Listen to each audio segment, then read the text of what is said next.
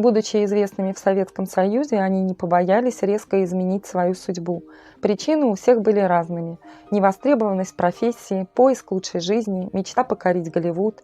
Каждый из них, пересекая границу, практически ставил крест на прошлых заслугах, отправляясь в неизвестность.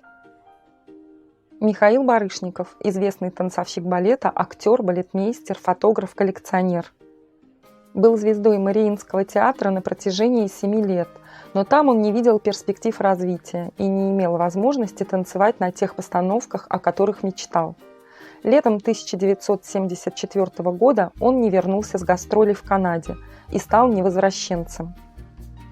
Его близкий друг, поэт Иосиф Бродский, на вопрос о том, что было бы с Михаилом, если бы он остался в Советском Союзе, отвечал коротко и емко – спился бы. А сам Барышников признавался, что это решение далось ему очень непросто. Сбежать от них было не самое трудное.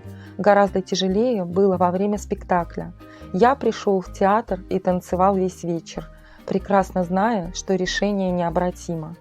А когда побежал, просто не чуял под собой ног. Были только страх и пустота в желудке. Я уже почти спасовал, когда прыгнул в машину. Не нужно сворачивать с твердой ровной дороги в топь. Я понял, что не хочу жить в России, танцевать в Кировском. Мне не нравилось все время изображать то, чем на самом деле я не был. В Торонто Барышников встретил старого друга Александра Минца, тоже артиста Мариинского театра, эмигрировавшего в США на 2 года раньше. Именно Минц передал ему приглашение вступить в труппу Американского театра балета, в котором Барышников на протяжении следующих 15 лет был премьером, а затем и руководителем. Позже артист стал сниматься в кино, был номинирован на «Оскар». Вместе с другом Иосифом Бродским открыл в Нью-Йорке ресторан «Русский самовар», а в 2005 году создал свой собственный центр искусств, которым руководит до сих пор. С момента переезда в США танцовщик снялся в 9 художественных фильмах, в 4 из которых сыграл главные роли, а образ русского художника Александра Петровского, возлюбленного главной героини в сериале «Секс в большом городе», принесла ему всемирную популярность как актеру. Барышников вращается в кругу звезд, знаком с первыми красавицами Голливуда, и со многими из них артисту приписывали романы. Иосиф Бродский стал самым молодым литератором, получившим Нобелевскую премию. У его творчества множество поклонников, причем не только на родине, но и далеко за ее пределами. Бродский не только выдающийся русский поэт, но и очень значимая фигура в мировой поэзии. Его произведения переводились и издавались на всех основных языках. Он прожил трудную жизнь с преследованием, непониманием, ссылкой, эмиграцией. Однако это не сломило поэта. Он сумел выстоять и стать по-настоящему знаменитым. В мае 1972 года советские власти предъявили поэту ультиматум. Либо он уезжает из страны, либо его ждут допросы и тюрьма. 4 июня Бродский навсегда покинул Россию. В июле переехал в США и стал преподавать в Мичиганском университете. Бродский был участником Международного поэтического фестиваля в Лондоне. Он был преподавателем истории, русской литературы и поэзии в 3 американских университетах.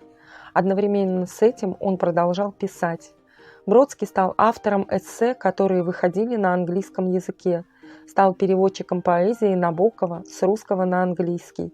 В 1986 году поэт выпустил сборник стихов под названием «Меньше единицы», а спустя год был удостоен Нобелевской премии в области литературы.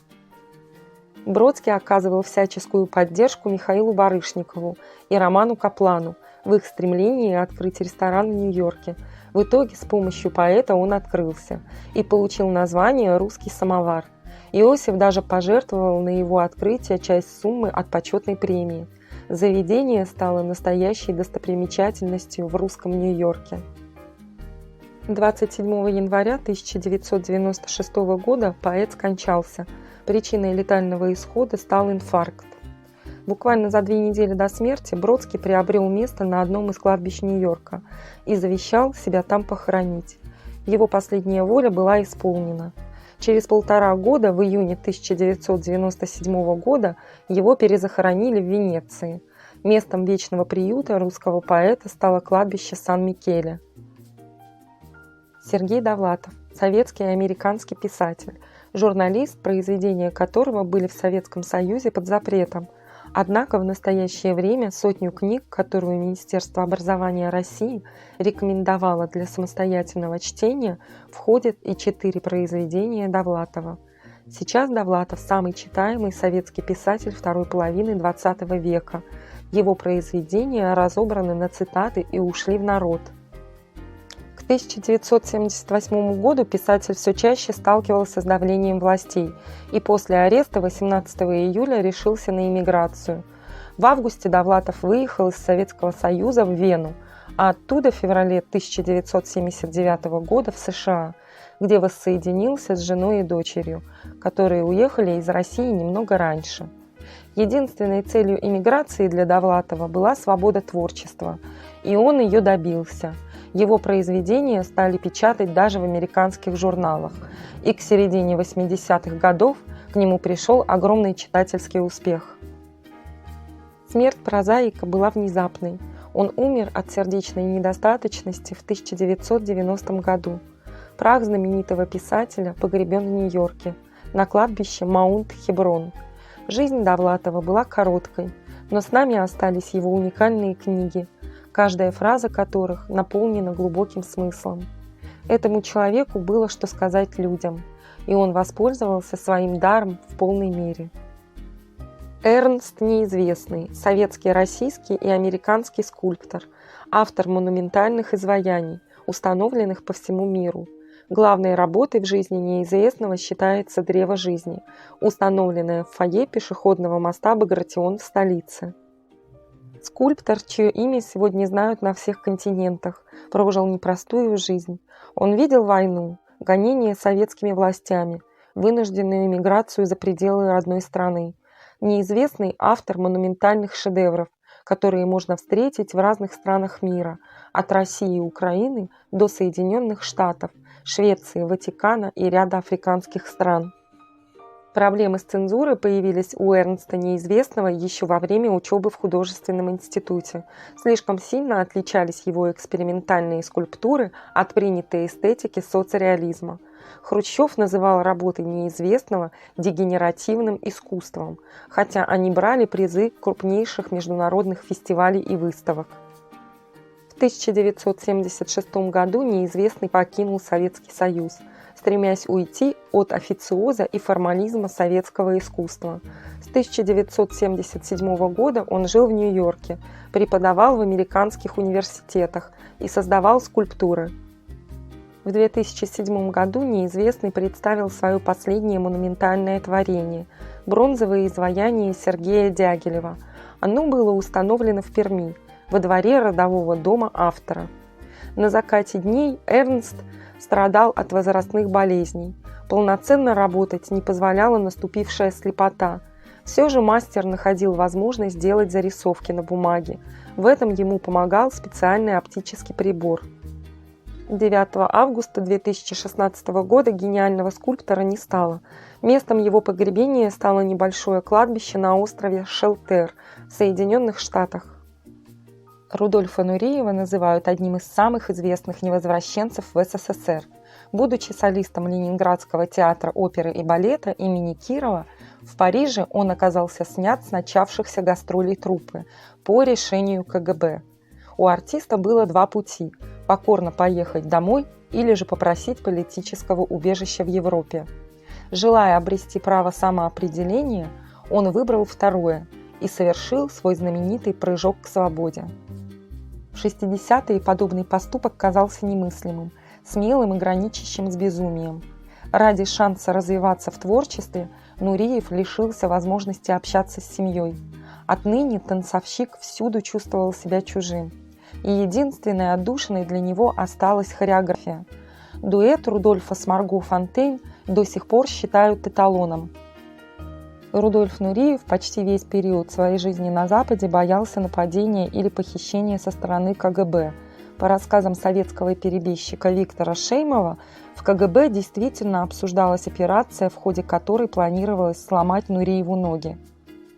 Скончался Нуриев 6 января 1993 года после 12-летней борьбы с ВИЧ. Было ему 54 года.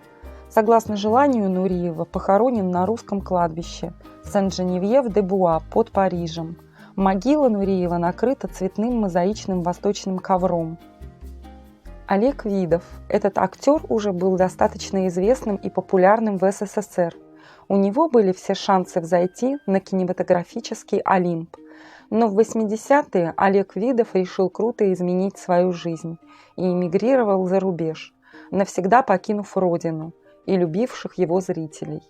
Слава пришла к Олегу после участия в таких популярных картинах, как «Джентльмены удачи», «Всадник без головы», «Сказка о царе Салтане».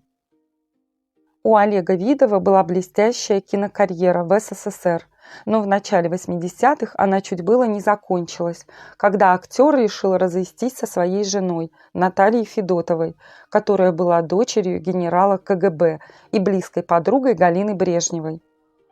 Наталья не только запретила Видову общаться с сыном, но и всячески мешала ему получать роли в советских фильмах. Чтобы наладить жизнь, актер решил покинуть Советский Союз и в 1983 году на автомобиле нелегально пересек границу Югославии с Австрией, где получил право проживания на год. Из Австрии Видов уехал в Италию и в Риме познакомился со своей будущей женой, американской журналисткой Джоан Борстин. Вскоре пара перебралась в США, где актер и прожил до конца своей жизни, снимаясь в кино и занимаясь собственным бизнесом. Вместе с Джоан он основал компанию, которая имела права на распространение за пределами бывшего СССР работ студии «Союзмультфильм». В 1989 году актер смог победить онкологическое заболевание головного мозга, но в 2017 году скончался от осложнения миеланомы.